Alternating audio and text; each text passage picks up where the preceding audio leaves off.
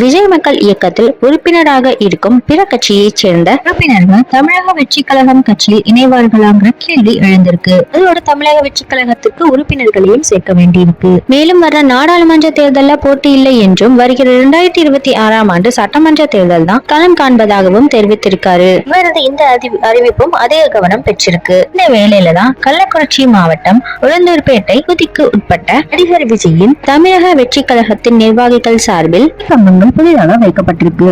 கொடிக்கம்பங்கள் வைக்கிறதுக்கு காவல்துறை கிட்ட அனுமதி கேட்க வேண்டும். ஆனா விஜயின் தமிழக வெற்றி கழகத்தை சேர்ந்த உறுப்பினர்கள் அனுமதி இல்லாம கொடிக்கம்பங்கள் வைத்ததாக சொல்லப்படுது. இதனையடுத்து காவல்துறை, வருவாய்த்துறையினர் உள்ளிட்டோர் நேரில் சென்று கொடிக்கம்பங்களை அகற்றியிருக்காங்க. மேலும் அனுமதியின்றி கொடிக்கம்பங்கள் வைத்து கொடி ஏற்றதாக கூறி மாவட்ட பொறுப்பாளர்கள் உட்பட 20 பேர் மீது போலீசார் அதிரடியாக வழக்கு பதிவும் செய்திருக்காங்க. தற்பொழுது விஜய் மக்கள் இயக்கத்தின் மாவட்ட நிர்வாகிகள் மற்றும் மாநில நிர்வாகிகளை கட்சியின் நிர்வாகிகளாக எப்படி வகைப்படுத்துவது என்பதுதான் முக்கிய ஆலோசனையாக இருக்கு. ஏற்கனவே விஜயகாந்த் எப்படி தன்னோட நற்பணி மன்றங்களை அரசியல் கட்சியாக உருவாக்கிய போது எப்படி மாடிபிகேஷன் செய்தார் உள்ளிட்ட ஆராய்ச்சிகளையும் விஜய் செய்துட்டு வராரு.